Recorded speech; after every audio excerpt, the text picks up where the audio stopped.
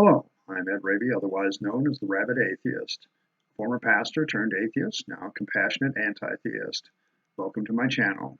You're free to like or dislike the video, so please feel free to hit those buttons. Feel free to comment below, and I would appreciate it if you would subscribe to the channel and hit your notification bell for more content as it is released. You are also free to share any of my videos as much as you like. Just trying to grow the channel, see where we can go. Uh, Masonly, I focus on things like I am going to today, where I talk about the Bible, theology, religion, and politics, and how all of those relate. And when it comes to the Ten Commandments, it seems that there's a grand intersection of all these. In part one, I give an introduction, and part two, I kind of started the Ten Commandments, and I worked down through Exodus chapter 20, verse 7. And was talking about the name of the Lord your God in vain. And I kind of ended that, and I realized that there's a couple more things I could have said at that point, most notably about blasphemy laws, and I'll get to that in a minute. But basically what I'm doing here, and this is part three, I'm going to continue to go through the three main lists of the Ten Commandments, which are Exodus 20, Exodus 34, and Deuteronomy 5. Exodus 20 is commonly referred to as the Ten Commandments, but it's never actually named by the text as the Ten Commandments. So that's one of the misnomers about this list of 10 right here, is that somehow it's labeled by the Bible as the Ten Commandments. When we get to the second list in Exodus 34, you're going to see some discrepancies when we get there. So just keep that in mind as you go through this series. Returning back to Exodus chapter 20, and I do want to go back to Exodus 27. You shall not take the name of your Lord God in vain, for the Lord will not leave him unpunished who takes his name in vain.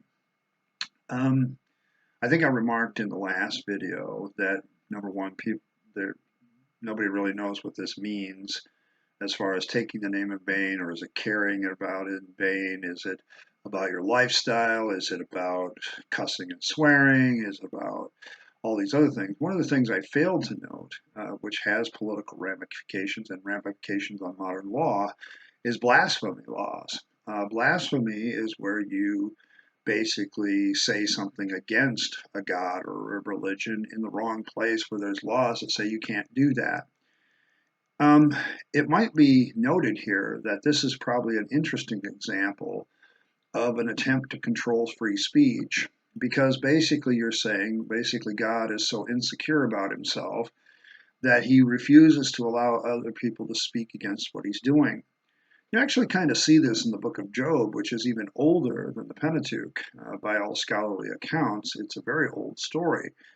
Whether it is truly, second millennia BC or whatever some of the claims are for the book of Job, don't know. But one of the things that happens in the book of Job, for instance, is Job at the end begins to question God about why he is, being punished for something he obviously didn't do, that he's a righteous man, and therefore there was no reason for God to come after him like that. God's defense is, who are you to question me?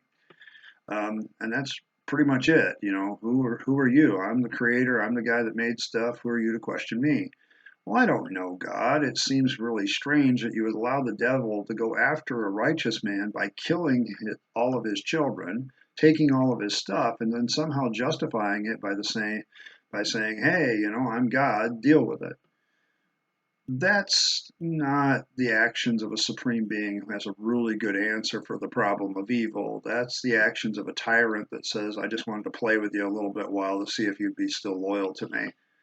If a tyrant or a king did something like that, we would consider him to be kind of an asshole, but God doesn't, gets away with it.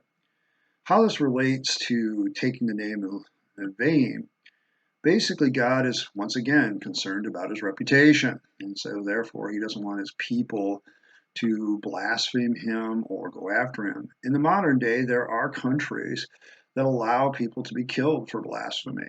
Certain religions are protected, certain religions are state religions. And people don't realize this, but in the United States, when they were first formed, there was a big battle, particularly between those that were more for a secular government, because what the United States probably represents is the first secular government in world history that doesn't have much to do with the state religion. Even the Athenian Greeks had a lot to do with the gods of the past. They still had to bow to the auguries and the oracles and all that stuff.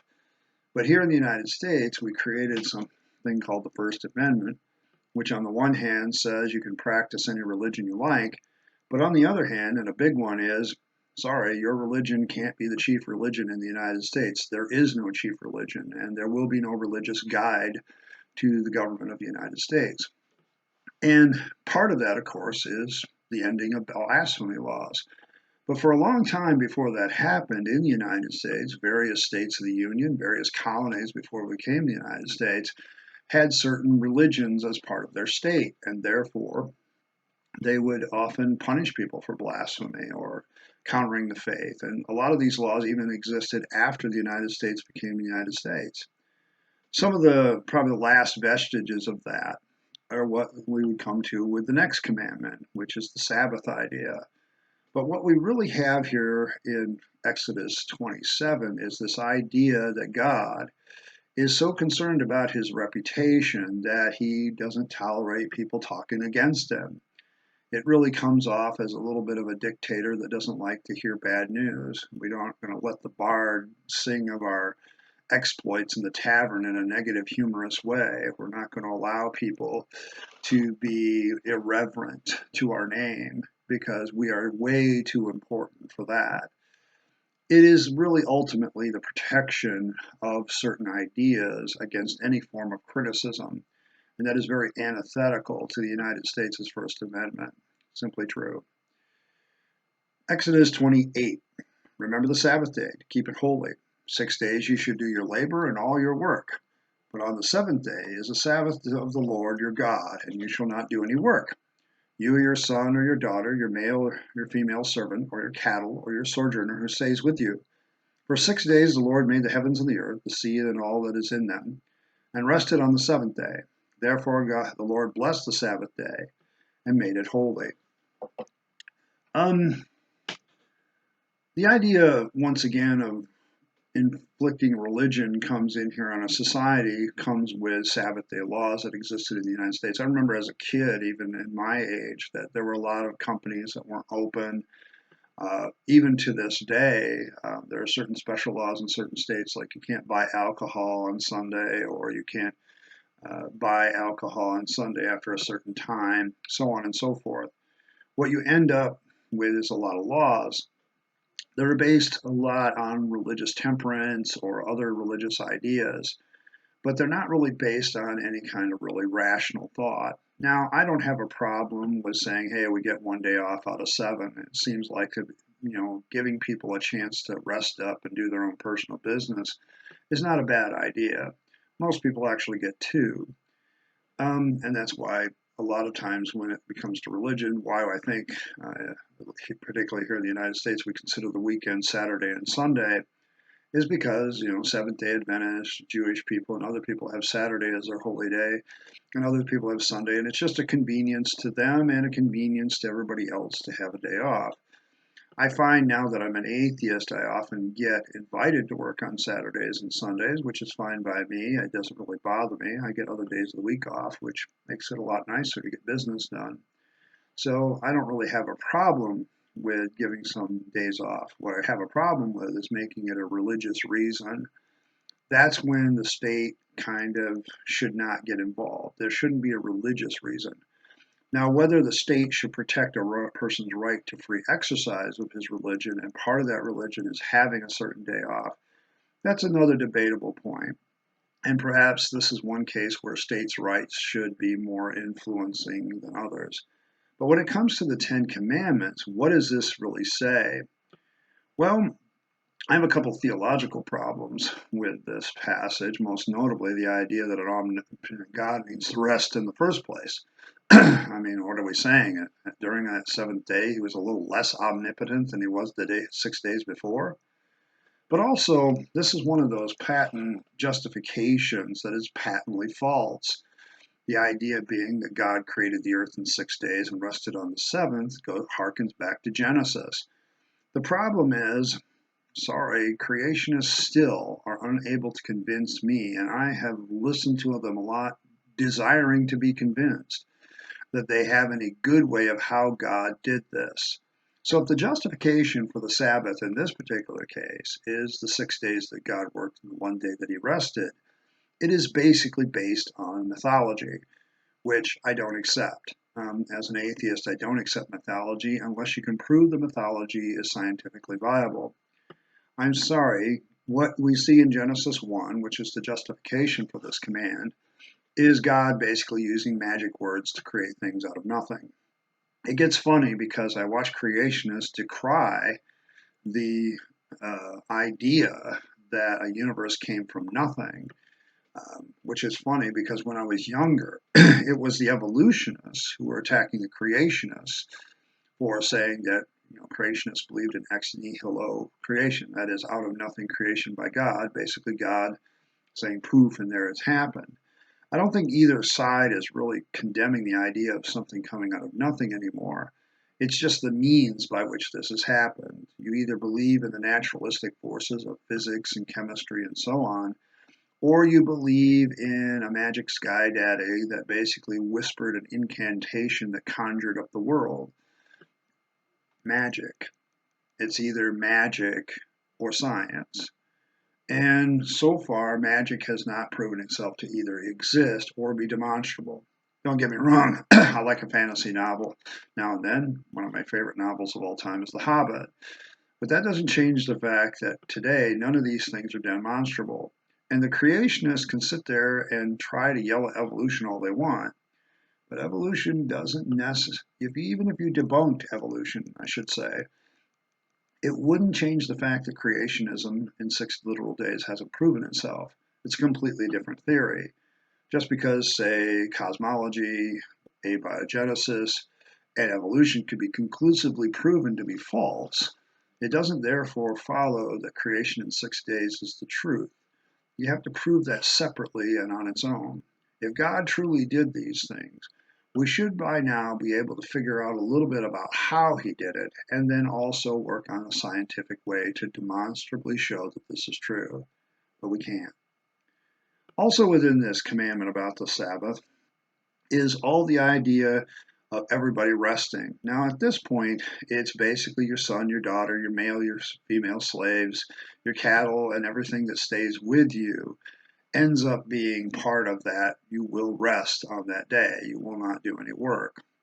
What followed out of this was a whole plethora of commands, because here's the real problem with a lot of the Sabbath laws that will follow after this law. There's no definitions. In fact, there's a prohibition in the Old Testament against a person walking more than a Sabbath day's journey on something. You know what is really puzzling about that? Yeah, whatever the Sabbath day's journey is never defined.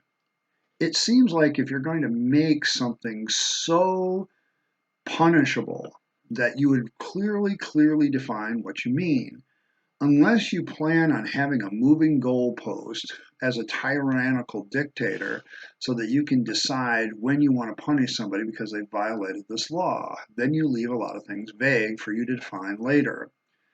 But that shouldn't happen when an omnipotent God is trying to talk to all of his people. In this particular case, the Sabbath is in one case enforced to the point that a person who picks up sticks is ultimately killed for that heinous crime of picking up sticks on the Sabbath day to burn in a fire. This really cuts against other parts of the law too. One of the key philosophical issues of the law of Moses is eye for an eye and tooth for a tooth. Let the punishment fit the crime. That is, not only is a person punished for the crime, but they have to give restitution. I fail to see how picking sticks on the Sabbath injures anybody. And so, what is then the proper punishment? I don't know. Maybe the guy should have his sticks confiscated and he's not allowed to burn them at a fire until the next day.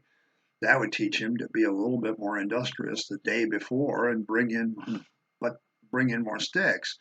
But that's not what happens in the story. In the story, the man is brought before the congregation And God orders Moses to have him stoned, and Moses carries out that order. And he and his family and everybody else are killed for his violation. Once again, we have the innocent suffering something, but where in the world is this eye for an eye and tooth for a tooth? It is clearly a violation by the Bible of its own principles. And it gets really weird when it comes to the Sabbath laws. It gets interesting that even in the New Testament, Jesus takes on these Sabbath laws as being ridiculous. It's funny because if he is also the same God that inspired these words, as many Christians believe, so there he is inspiring a law that causes somebody to get killed for it. And then later on, his own disciples, God Almighty is walking on earth in the form of Jesus Christ, seems to forget that he made this commandment and seems to forget he had somebody killed for it. Because as his disciples are pulling out grain stalks off of grains of wheat, he gets yelled at for it, for them harvesting on the Sabbath. And he basically says it doesn't matter. Now, wait a minute. If you're God in both testaments, and this both represents your decisions, why is it in one case you have the guy absolutely stoned to death for picking up sticks on the Sabbath, but on the other, because they're your own disciples, you'll let them off? It doesn't seem to make a whole lot of sense to me, unless we're having two arguing different positions within the Bible that are actually contradictory. If that's the case, then we're going to have to start saying, well, is the Bible really all that infallible? Is it all really all that inerrant? And is it really all that inspired by anything more than men? Probably not. Exodus 20, verse 9, or verse 12. Covered quite a few verses on the Sabbath law. Honor your father and your mother, that your days may be prolonged in the land which your Lord God gives you. This becomes later, children obey your parents, for this is right in the law. But if you really want to know how far this commandment goes, you have to go further into it. You have to look further ahead in the law of Moses. Because literally, a disobedient child can be put to death by their father. I'm not kidding. Go ahead, read ahead, go look at it. I may put the verse in the description, but the idea being is that a disobedient child that is willfully disobedient to its parents, a parent could put to death. Now, I want to think about this for a minute. How abusive is that? How much fear could parents put into the hearts of their child by being such abusiveness in their nature doing this? I'm not trying to be rude here, but really? Your kid's disobedient, so you're going to kill them? Really? That doesn't seem eye for eye, tooth for tooth. But if you're going to try to initiate an atmosphere where every authority figure is feared, and feared with a terror, this is a perfect way to continue the theme song. You want parents to back up the ruler who backs up a tyrannical God. You tell parents, yeah, guess what? You get to be the tyrants of your own home. I'm sorry.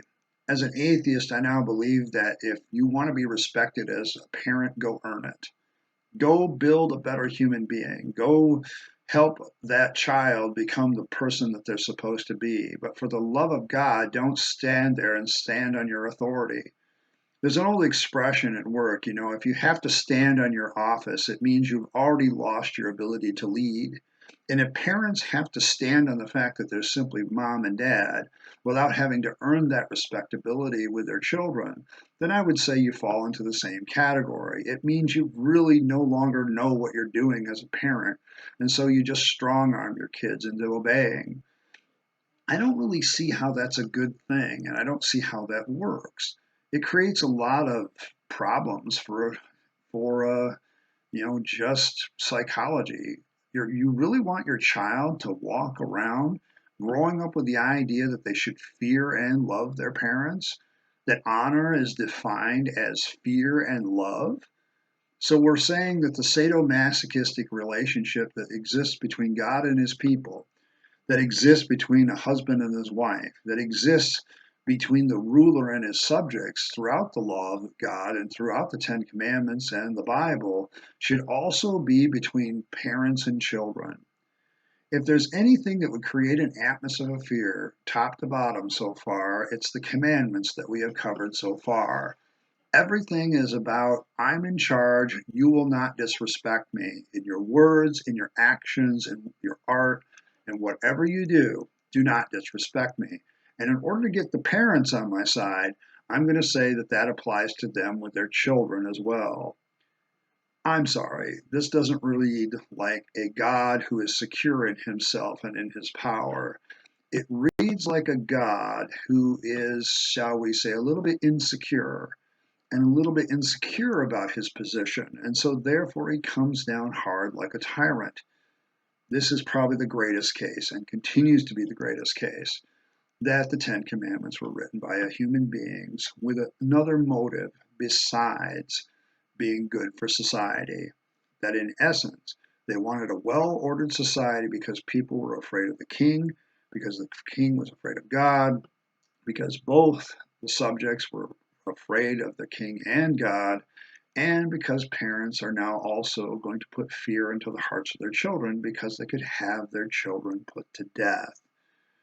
I don't know about you, but so far to me, after looking at the Ten Commandments a little bit more closely without the rose-colored glasses of Christianity or Judaism or the Judeo-Christian ethic that Christians all think we're supposed to have, these commandments don't look all that good to me.